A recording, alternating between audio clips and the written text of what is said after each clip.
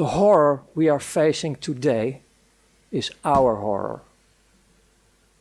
Because the world we are facing today is not because of the perpetrators, it's about the billions of people who are doing nothing.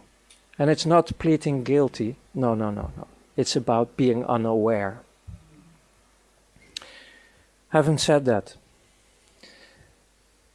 I developed myself in a criminal way, covered by shiny import, export, and so on.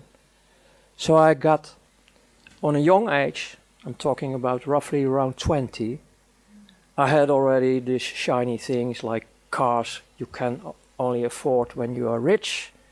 Start playing with, well, I played the Hollywood show, like the succeeded businessman when I was 20. And most of them say, oh, he has rich parents, of course, because otherwise how can you afford this?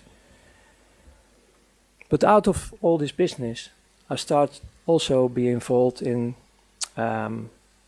currency trading, black money.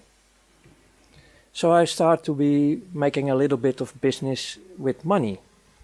And then one of the guys in Brussels, who was one of my partners in dealing with currencies, said, hey, you run around the clock daily with all your business and activities.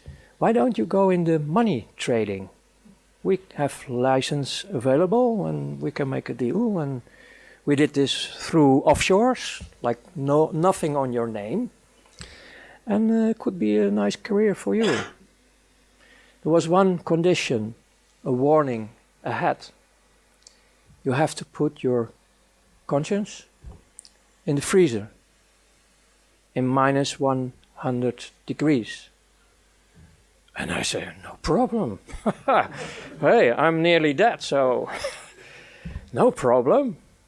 So I became, step by step, a servant of the big money, step by step.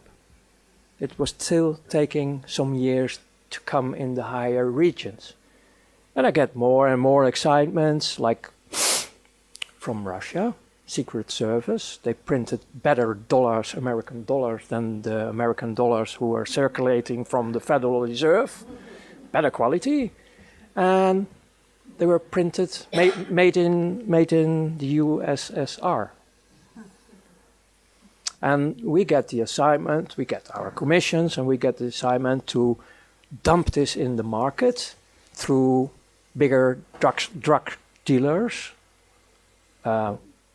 people who are dealing with weapons, all kind of criminal activity. Because that was a smoothie way to get all these huge amounts of dollars in the market through the illegal channels floating around. And afterwards it was just a part of the game to have an economic war from Russia, USSR in that time, with America. And in the opposite way they did the same. But I didn't know that in that time. So as a youngster, like 24, 25, I was already messing around with economic wars worldwide. So after all these assignments, they start to spot you. Like, hey, here's a bright guy, he's always knowing his way, like hustling here, hustling there, playing with the rules. And then they start to invite you more and more for higher assignments. Then you start to work for banks, independent.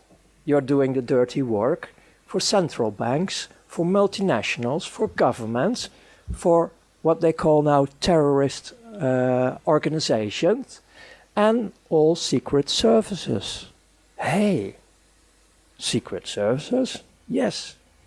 And then on top, like the peach or the fruit of the cake, churches. Wow, you get the whole palette where the money floats, the big money. And you get the invitation to join in these circles to move all the money they want to move worldwide. To start wars. to start all the misery in this planet. Because there is nearly no misery on this planet in a natural way. Most of them is created. Because they keep the system running, because it's a dualistic system. They make the money only because when it's dualistic.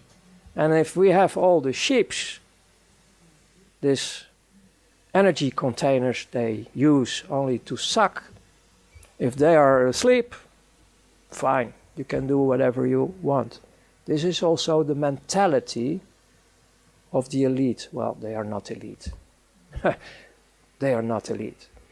The people I worked for in the end of the days, you're talking roughly about 8,500 people on this world who run the show.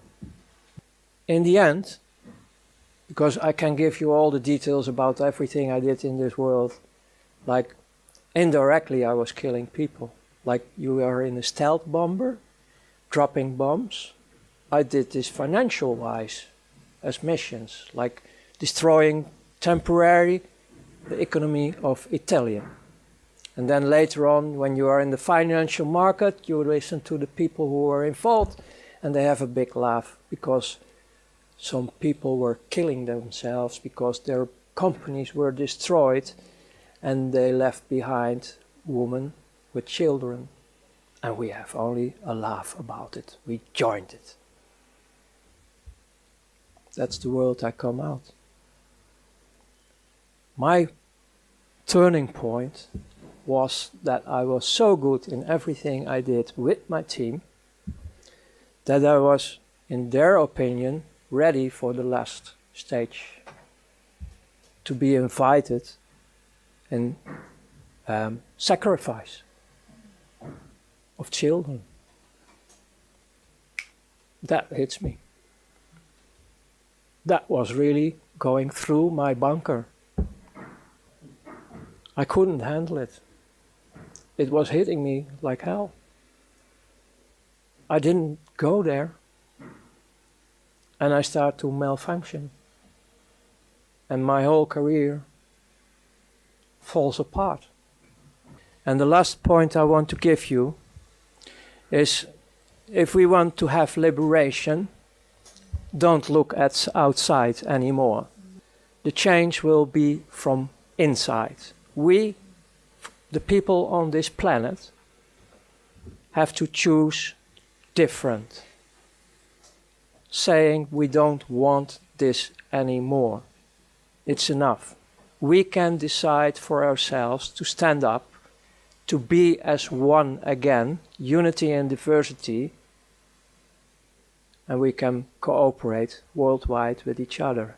And tools for this are there, because one of the main tools you need to transform is the financial, monetary, banking system I was coming out. The tools are available, like healthcare, energy, everything is already available on this planet. The only thing we have to do is connect with each other, unite with each other worldwide, and say no more. Stand up, be the change yourself. And we will be liberating ourselves and our planet. And I can promise you, really promise you, because I have still a lot of contacts worldwide, the most still in the prison system, the dark forces around them, they are screaming because their child inside of this atomic bunker wants to go out in a safe world. And we can create this safe world for these heavily damaged children. So thank you.